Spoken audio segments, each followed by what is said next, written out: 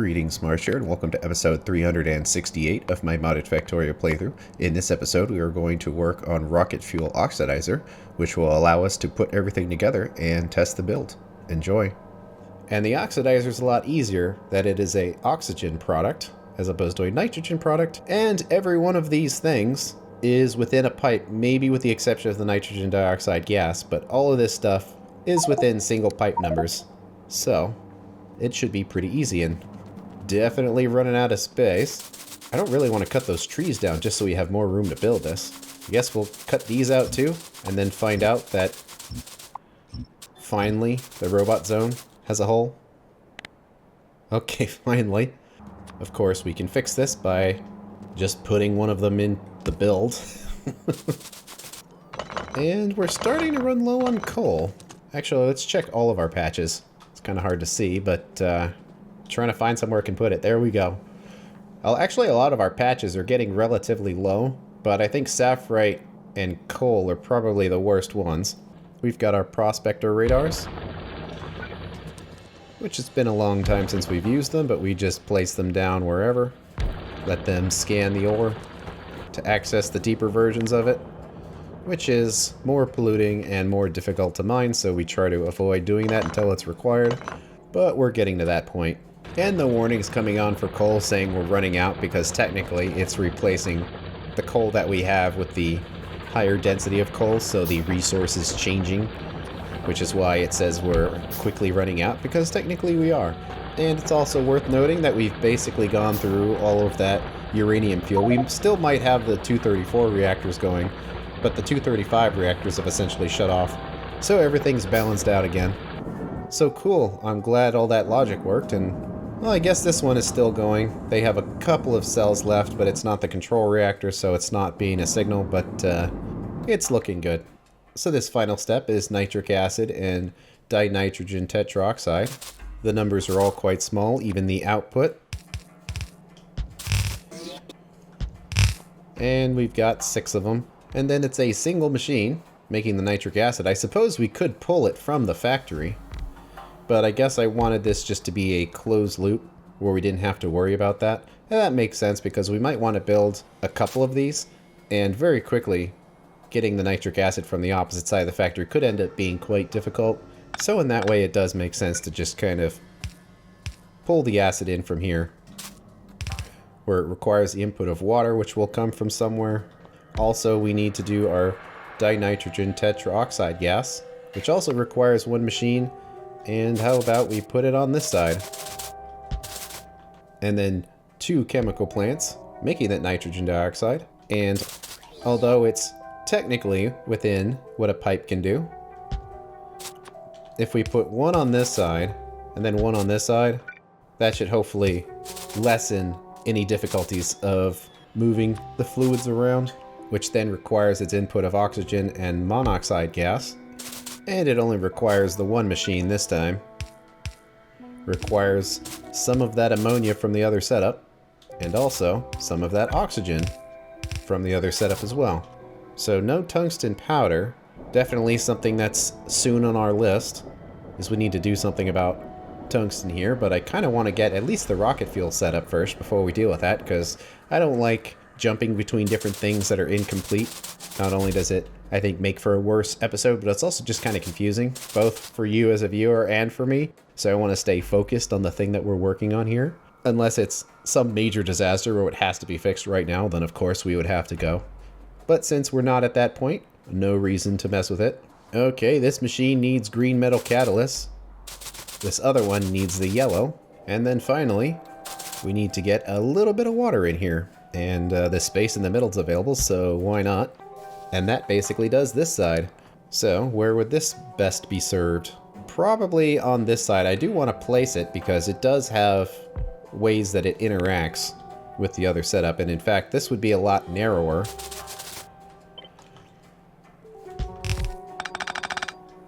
If we switch this around. So that belt would come in from somewhere, and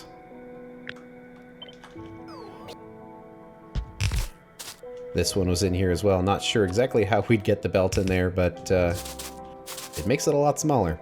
It actually works out well to put this here and have this line up, because then these two belts would be next to each other. How about something like this? And unfortunately, this is on the opposite side of where all of this is. So we have to get all of the ammonia and all of the oxygen in there. Luckily, both numbers are relatively small, so just a traditional pipe will do it. Well, that actually looks doable. There we go. Awesome. So it gets its ammonia. The oxygen never went on a duct to begin with. Can it just jump straight across and ignore everything? Kind of. Wow. Because we need to steal the oxygen from essentially 2 of these, which will make about the 900 that we need. So if in the event that having all of these hooked up like this kind of confuses it, we can unhook all of them, with the exception of these 2, which will be combined, and send the oxygen down to go in there. Man. That's nuts. And this is for 20 rocket silos simultaneously, or approximately 2 rockets a minute. Now, the last aspect of this is the big one. The 295 chemical plants we're going to need. And this thing is reasonably square. I'd like to keep it more or less the same shape, just so it's copyable. So let's try to build something that is approximately the same height, so it can maintain its shape.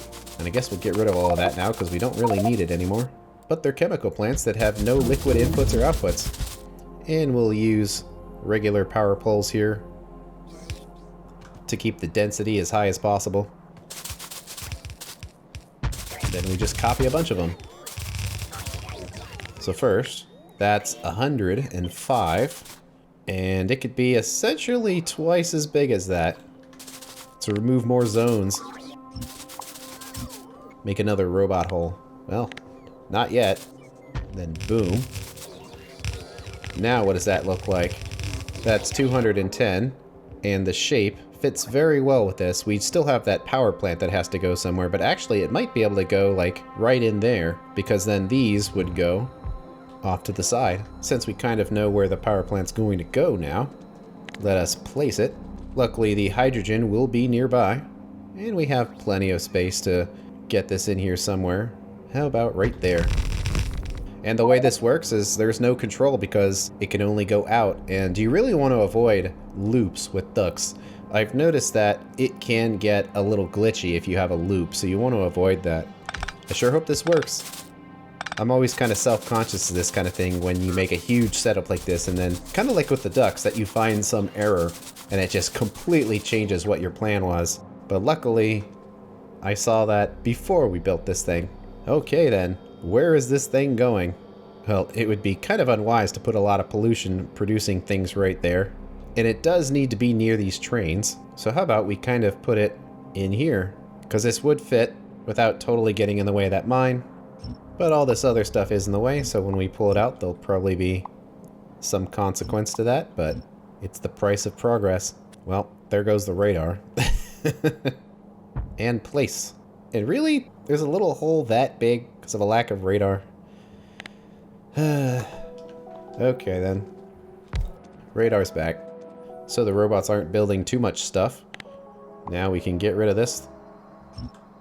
And we also need this thing.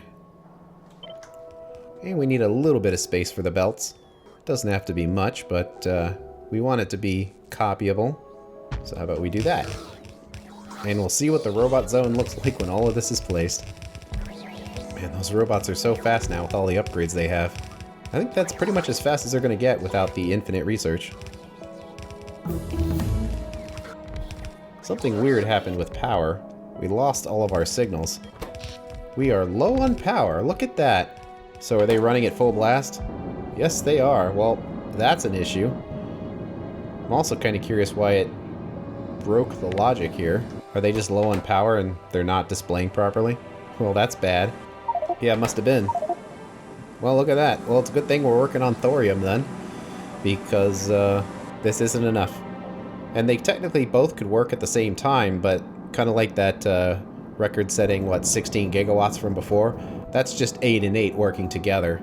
Normally, they can't both do that. So we're definitely going to want to have twice as much as this for thorium, so we're going to want 16 gigawatts of thorium at least. I suppose I could slow down research, but no. Research will continue.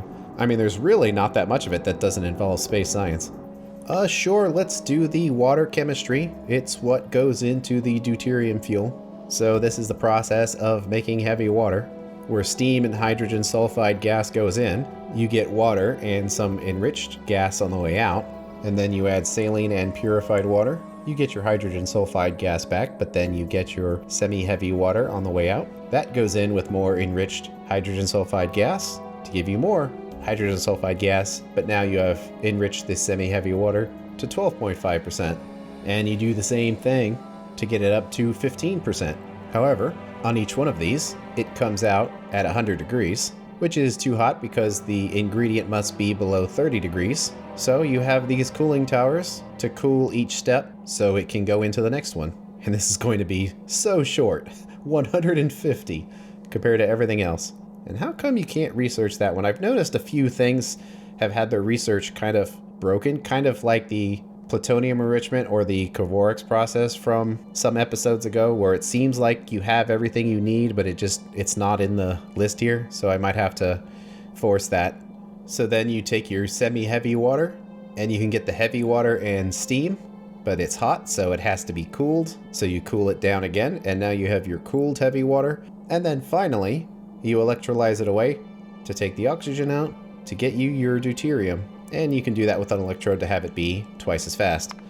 And that would go into deuterium power, but I'm guessing we're not going to need very much of that right now because we don't even have thorium yet, and thorium is so incredibly powerful.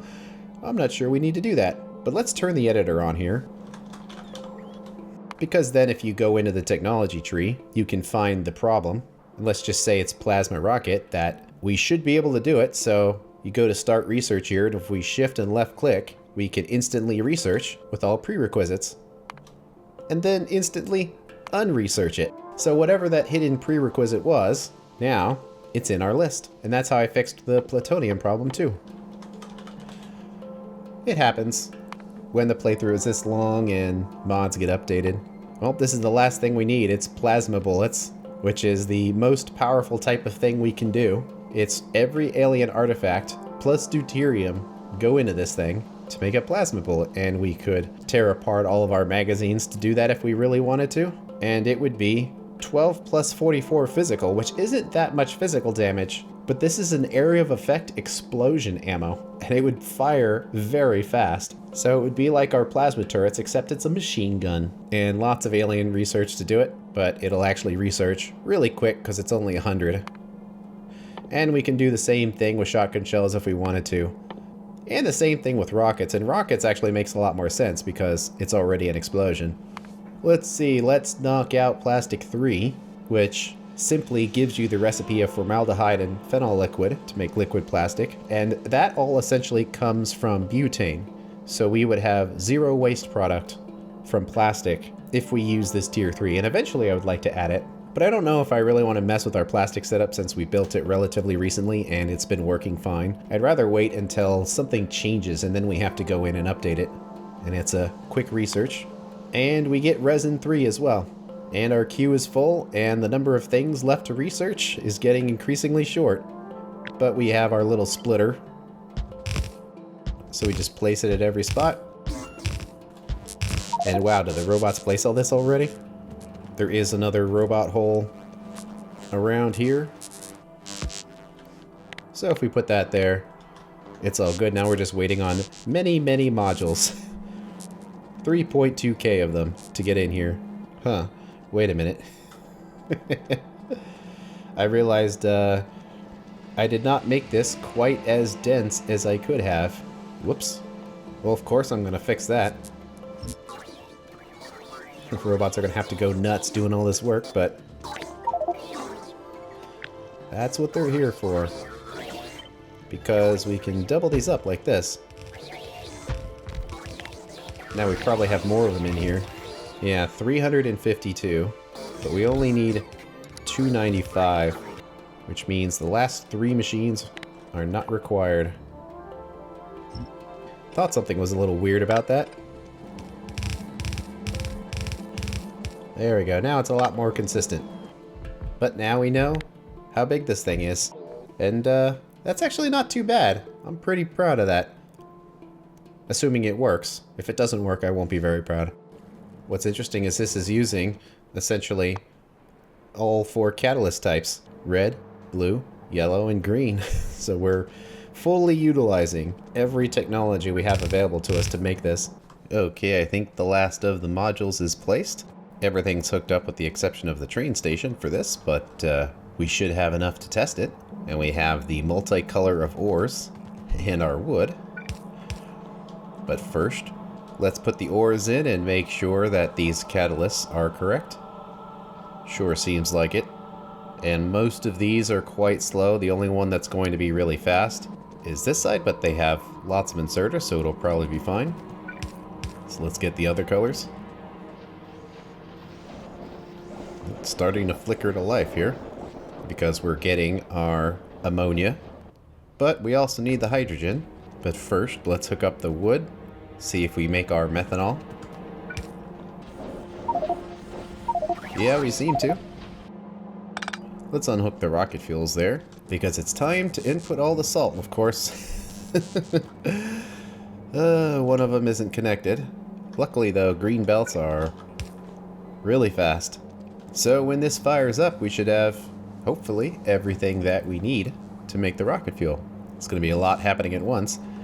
Can't really follow it. We're just going to have to let it run and see if it works. Well, that's a lot of salt going in. But we made our fuel already. At least it's working. Whether or not something is clogged is another question. But man, that goes through the salt fast. But this is hooked up to ammonia gas, though. It should be hydrogen. So it looks like I did the wrong thing. The hydrogen is over there.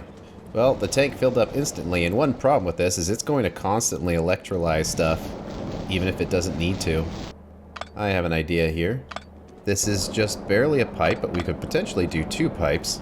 It's kind of annoying because it requires fixing every single one of these. But basically, we just let them all connect with each other. Most of them will be going forward. Hopefully this won't confuse it too much. I don't think it will, because ducks are really good about just completely annihilating anything that's connected to them, which is what we want. So we hop the hydrogen over here, and if we need to do 2 of these pipes, we potentially could, and in fact, we might be able to kind of make that work by just having that go up like that, and then have overflow valves in here. I think that will work. But let's hook this up now.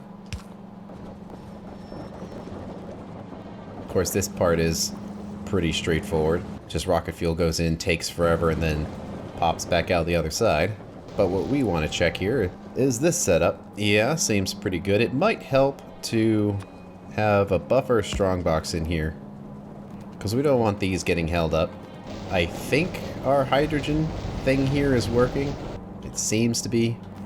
So it's full on chlorine. We may wish to have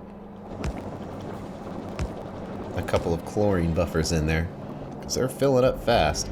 Okay, well, process stopped, so what are we short on? Hydrazine. And those are overloaded on the hydrogen chloride. Because its dump is going to the wrong location. We don't want to push it into the pipes. So those are running now. Working on the hydrogen. It's certainly going fast, but not all of these are going, because they're just not getting their ammonia. Looks like all of these just need more filter frames.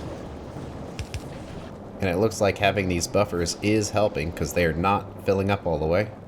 See, all of these might be a little slow too. Man, these are fast. 11 gigawatts. And I'm sure pollution is getting mighty fine here. Oh yes. And making the rocket fuel seems mostly good. Not every one of these machines is going at full blast. We need 5.99 of them, which would mean we would expect them all to be going at full blast. So now this one is short because of its input from these 2 machines. Well, they're all going. But this one's a little short. It's there. Could just be a pipe thing because those 2 are sharing a pipe. Well, these have lots of pipe slots on them. This thing is really going through the salt. And it's 2 purple belts of salt. So it's not necessarily going to spike the green belts. But now, we're slowly starting to take care of all of the salt that's in the network. You can see that clearly this number is going down. And in fact, if we only have 1 belt here, that's going to be a problem. Basically, every single drone in the factory is bringing it to this point, so there we go. We were consuming it so fast, we were draining the warehouse. 9% accumulator charge. Looks like it's fine, just barely. But the rocket fuel is catching up, so it looks like everything worked. Not too much issue. There's just a couple things we needed to fix, but it's basically good here. Why aren't these going? Chlorine. I guess they're just not getting priority.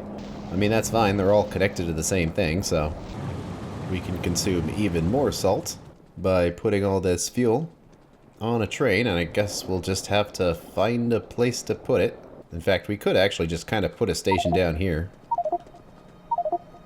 Although we should do a passive provider, because I'm pretty sure we can fly on this stuff, and it's probably better than what we have.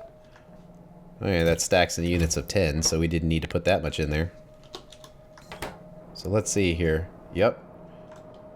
And oh yes, this makes the jetpack better. I'm sure it'll make any vehicles it's in better too, but it's probably not that important. It's an interesting add-on here, but it works, and so far our 3 trains have managed to support us just fine. Let's call this rocket fuel load. So let's hook it up and test the system again. Although it won't run very long because this stuff isn't very dense. It doesn't really need these faster inserters, but now that we're at the end game, we might as well use them. It's just so much capacity here. We're turning salt and wood into rocket fuel, leveraging what our factory has a whole bunch of. Cool, looking good. This continues to be placed. Unfortunately, we're going to need another train station here because we have more resources to request. And there's a lot of pipes right here, which is a little annoying. Just place what we can of the train station for now, and then figure out what's messed up. I think it's all in there now, which means if we did this correctly, we can just place this in here. Fast transport belt in the way. Ah yes. Are we good now? There we go. How in the world do we have 339 curium? That can't be right. Oh, but it is. Oh, well, that makes sense. The reason why we have so much of it now is we're using the advanced recipe, which prioritizes making curium over plutonium. So yes, that actually makes sense. And research is done. And might as well do the advanced versions of the rest of this stuff here. We'll do it if we think we need to. So the best version of gold is just the pellets with the sodium cyanide and a bunch of stuff. Titanium mixes in carbon and calcium chloride, and chrome, which adds sodium carbonate to get chromate. Then we add that to sulfuric acid to make dichromate and sodium sulfate, and then dichromate becomes the chrome oxide and sodium carbonate. So that is quite the process for something we barely make. And then here's something we can research. I doubt I'll use them because they seem really OP, but you can upgrade your robots to be fusion powered if you put an RTG into the tier 4 robot. Its stats are the same. The only thing that changes is the fact that it no longer needs to charge, and that seems really OP to me. Robots that don't charge, because then there's nothing stopping you from using them for absolutely everything. So I'm probably going to avoid using them, but nonetheless, it's something on the tree for us to get out of the way. And all of this is infinite research. And we're starting to be left with the stuff that's really big. So let's do the Spidertron, and then the heavy Spidertron. That'll be some big research. At some point I'll go around the factory upgrading every train station to use all of the fastest inserters, but for now, this is good enough. Might as well start requesting some of the stuff that we're going to need. We need the heat shield tiles, and of course we need the rocket fuel too. Let's make sure we're requesting them for the right network. The intermediates bus is supplying the tiles, and technically this icon right here is for that area that we are loading the fuel at. Now, negative 512 stacks of the heat shield tile. And negative 512 stacks of the fuel. That will consume even more salt. Once we get thorium going, we're going to have so much curium that it's going to be no issue at all producing power. There we go. Rocket fuel, heat shield tiles. So the rocket fuel train is a dynamic LTN station that's getting loaded with exactly what was requested. And, well, this train here, did it get loaded already? Well, I suppose it did. Yeah, because there's so little in there. Like, it's done already. It's incredibly fast, just because it stacks in units of 10. And now we're making more. The whole setup seems good. And that's the end of this episode. Now that we are consuming a bunch of salt, we'll be able to make a bunch of landfill again, which means we can finally build our thorium reactors and see how they work. But that's going to have to wait until the next episode. Thanks for watching, and I will see you later.